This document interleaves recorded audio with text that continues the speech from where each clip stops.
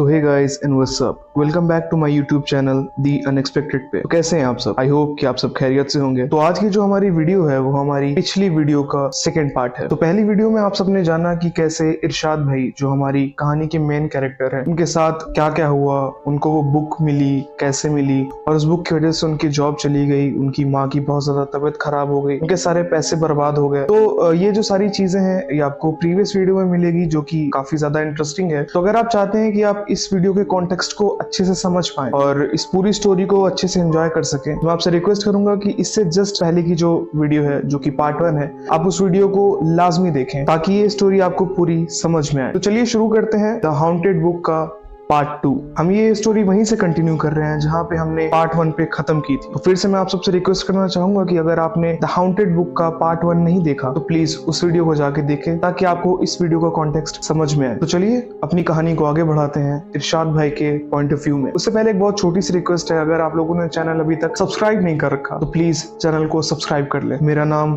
इरशाद है और पिछले बीते कुछ दिनों में मेरे साथ बहुत कुछ खराब हो चुका था, यहाँ तक कि मेरी माँ को हार्ट अटैक आया और मेरी माँ हॉस्पिटलाइज हो चुकी थी। मैं उस रात उस हॉस्पिटल में ही अपनी माँ के सहारे के लिए रुक जाता हूँ और वहीं सो जाता हूँ। गहरी नींद में जाते ही मुझे फिर से वही शख्स जो कि किसी पुरानी इमारत में, उसी इमारत के बीचों बीच अपने हाथ में एक किताब लिए हुए मुझसे कहता है कि तूने जितना कुछ खोया है उसका बहुत कुछ उससे ज्यादा खोना अभी बाकी है। उसकी ये बात सुनते ही मेरी खौफ से आंखें खुल जाती हैं और जो सबसे पहला काम होता है वो मैं ये करता हूँ कि जिस दोस्त को मैंने अपनी वो किताब दी थी सबसे पहले उससे कॉल करता हूँ, क्योंकि मुझे किसी की जरूरत भी थी और कहीं ना कहीं मेरे दिमाग में ये तो चल ही रहा था कि हो सकता है कि इस बुक की वजह से ही मेरे साथ इतनी सारी चीजें एक साथ हो चुकी है, जो कि 24 घंटे में बहुत कुछ हो चुका था। तो मैं और ज्यादा रिस्क नहीं लेना चाहता था। मैंने अपने उस दोस्त को कॉल किया और उससे कहा कि मुझे इसी वक्त वो बुक ला करके दो। मेरे दोस्त ने कहा कि अभी तो रात के 2 बज रहे हैं यार, सुबह तक का वेट कर ले। मैंने उससे कहा कि 24 घंटे में मेरी जॉब जा चुकी है, मेरे पैसे बर्बाद हो चुके हैं और यहाँ मेरी माँ जिंदगी और मौत के बीच लड़ रही है। मैं इससे ज्यादा कोई भी नुकसान नहीं उठाना चाहता। खैर मैं उसको किसी भी तरह से मनाता हूँ और उसे उसके घर से उस बुक समेत हॉस्पिटल आने को कहता हूँ। वो ऐसा ही करता है। वो रात के 2 बजे उस बुक को लेकर के मेरे पास आता है। मैं उसको सारी चीजें एक्सप्लेन करता हूँ कि इस बुक की वजह से ही सारा सब कुछ हुआ है। तो मुझसे कहता है कि आगे क्या करना है। मैं कहता हूँ कि सबसे पहले तो हमें इस बुक को समझना पड़ेगा।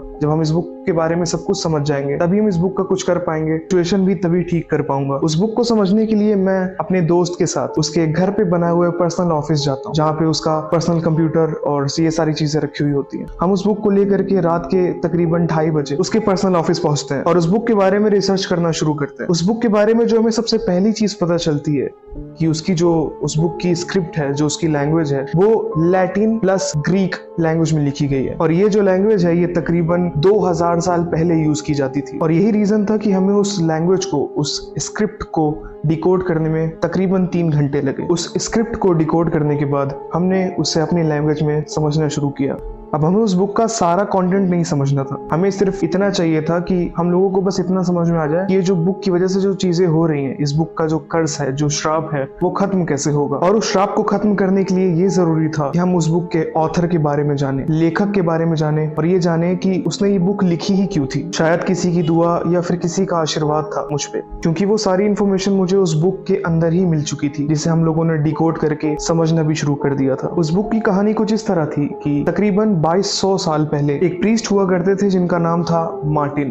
गांव में सिर्फ एक ही चर्च था जिसकी देखभाल और सेवा मार्टिन ही किया करते थे। उस चर्च की खास बात ये थी कि हर महीने उस चर्च में गांव के लोग जितने भी होते थे, उस चर्च की मेंटेनेंस के लिए और उस चर्च के खर्चे पूरे करने के लिए सारे गांव वाले हर महीने उस चर्च को कुछ न कुछ दान किया करते थे। उनके पास जो भी होता, सोना चांदी या जो भी उनके पास होता, वो उस चर्च को दान किया करते थे। अब क्योंकि उस गांव में सिर्फ एक ही चर्च था और पूरे महीने लोग उस चर्च पे दान किया करते थे, इसी वजह से उस चर्च में बहुत ज्यादा सोना चांदी हीरे और इस तरह की कई सारी चीजें उस चर्च में जमा थी। उस गांव में सब कुछ नॉर्मल चल रहा होता है और देखते ही देखते वो दिन भी आ जाता है जब लोग चर्च को चीजें दान करते हैं। वो दिन भी एक नॉर्मल दिन की तरह था। लोग आते हैं और उनको जो जो भी चर्च में दान करना होता है वो वहां पे दान करते हैं। उस दिन के खत्म हो जाने के बाद दूसरे दिन गांव में एक खबर फैलती है, इसमें लोग एक दूसरे से कह रहे होते हैं कि चर्च में जितनी भी चीजें थी जो हम लोग दान किया करते हैं वो तो चोरी हो गई है। ये खबर आग की तरह पूरे गांव में फैल जाती है, क्योंकि मार्टिन ही एक लौता ऐसा शख्स था जो कि उस चर्च की देखभाल किया करता था तो बिना किसी दूसरे इंसान पे शक करते हुए गांव वालों का सीधा शक गया मार्टिन पे। हालांकि मार्टिन बहुत अच्छा इंसान था, उसने कभी चोरी वगैरह की भी नहीं थी और इस बार भी मार्टिन ने कोई चोरी नहीं की थी। लेकिन शक के बिना पे गांव के जितने भी लोग होते हैं वो मार्टिन को उसके घर से उठा लेते हैं। उसके घर से उसको उठाने के बाद उसे चर्च की उसी गेट के सामने ले जा करके बांध देते हैं। मार्टिन से बार बार ये सवाल किया जाता है कि हमें बता दो कि तुमने वो चोरी का सामान कहाँ रखा है। अब मार्टिन ने चोरी की नहीं होती और वो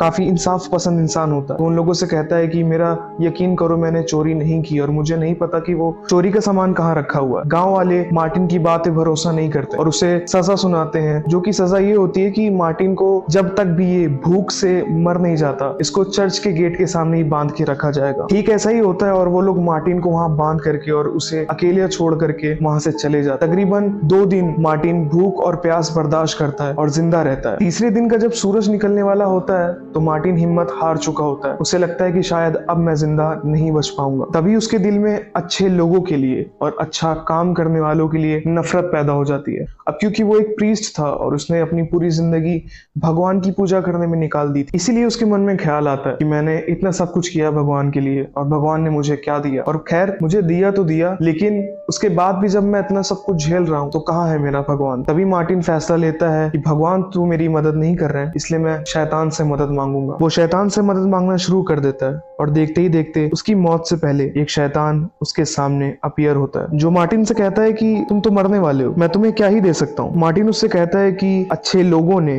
और मेरी खुद की अच्छाई ने मेरी मदद नहीं की। मैं बस यही चाहता हूँ कि मेरे मरने के बाद लोग सिर्फ बुरा काम करें और बुरे बनते रहें। वो शैतान जो वहाँ पे अपीयर हुआ होता है वो मार्टिन से कहता है कि ठीक है मैं तुम्हारा काम कर दूंगा। और वहीं मार्टिन के सामने ही वो शैतान उस बुक को लिखना शुरू करता है। जी हाँ, ये वही बुक है जो इस वक्त मेरे हाथ में है। तो बेसिकली उस बुक का कॉन्सेप्ट यही था कि उसमें इस तरह की चीजें लिखी गई थी कि इन तरह की चीजों को, बुरे कामों को तुम अंजाम दो और मैं तुम्हें सक्सेस दूंगा। उस बुक के कंप्लीट होते ही मार्टिन की मौत हो जाती है और वो बुक मार्टिन की लाश के साथ वहीं पे पड़ी रह जाती है। जब सुबह गांव वाले मार्टिन की लाश के पास पहुंचते हैं तो उनमें से किसी एक इंसान को वो बुक मिल जाती है। जब वो इंसान उस बुक को पढ़ना शुरू करता है तो उसे पता चलता है कि अगर मैं इन इंस्ट्रक्शंस को फॉलो करूंगा तो मुझे सक्सेस मिलेगी। वो वैसा ही करता है। अब जैसा कि पिछली वीडियो से आप सबको पता है कि उस बुक की पहली इंस्ट्रक्शन यही थी कि आपको इस बुक को आगे शेयर करना है, जो कि बुरे कामों को प्रमोट कर रही है। वो शख्स आगे भी लोगों को शेयर करता है, वो लोग भी बुरे काम करते हैं और बुरे काम का नतीजा तो आप सबको पता है, बुरा ही होता है। वो लोग बर्बाद होना शुरू हो जाते हैं और ऐसे ही वो बुक शेयर होते होते मुझ तक भी पहुंच जाती है। वो बुक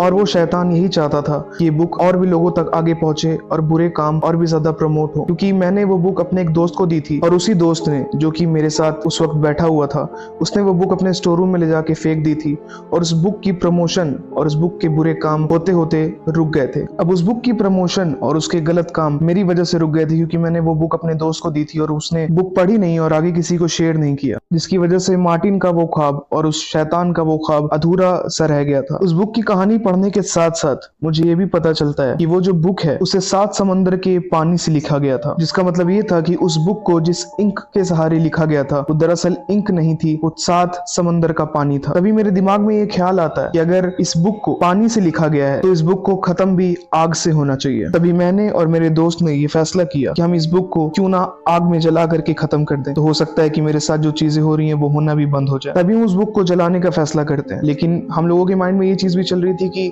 इस बुक का एक भी पेज या एक भी कतरा किसी दूसरे इंसान तक नहीं पहुंचना चाहिए, क्योंकि फिर वही साइकिल कंटिन्यू हो जाती बुराई की और उस शैतान के ख्वाब पूरा होने की। इसलिए हम उस बुक को काफी दूर एक बहुत ही सुनसान जगह पे लेकर के जाते हैं और उस बुक को आग लगा देते हैं। देखते ही देखते वो बुक जलना शुरू हो जाती है। अब उस बुक की जो आग थी उसमें जो फ्लेम्स पैदा हो रहे थे, उसी फ्लेम में मैंने और मेरे दोस्त ने उस आग की फ्लेम में एक आकार देखा। वो आकार कुछ और नहीं, मार्टिन की आत्मा थी। तभी मुझे रियलाइज होता है कि उस फ्लेम में मार्टिन की आत्मा है, जिसके हाथ में एक किताब है और ये अपीयरेंस बिल्कुल वैसे ही थी जैसे मार्टिन मेरे ख्वाब में आया करता था और उसके हाथ में एक बुक होती थी। सेम वैसे ही अपीयरेंस इस वक्त भी उस आग के फ्लेम में थी।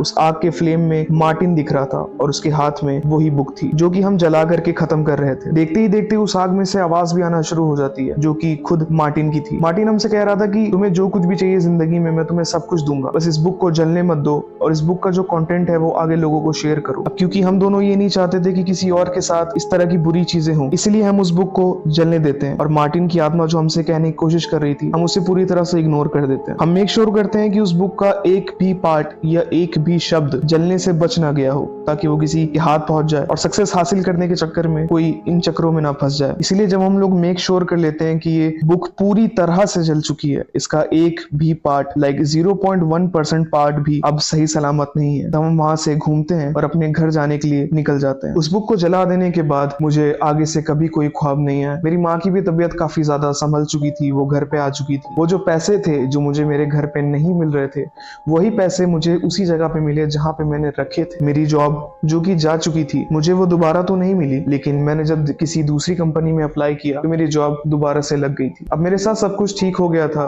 जैसा पहले की तरह था। मेरी हैप्पी फैमिली थी, मेरी जॉब सेटल थी, मेरे पास पैसे थे और अब सब कुछ ठीक हो चुका था। तो इसी के साथ हमारी जो स्टोरी है वो कंप्लीट होती है। इरशाद भाई उस दिन के बाद, उस बुक को जलाने के बाद अब बहुत खुश है, उनके साथ कुछ भी ऐसा सुपर नेचुरल नहीं हो रहा। तो ये थी दोस्तों हमारी आज की स्टोरी।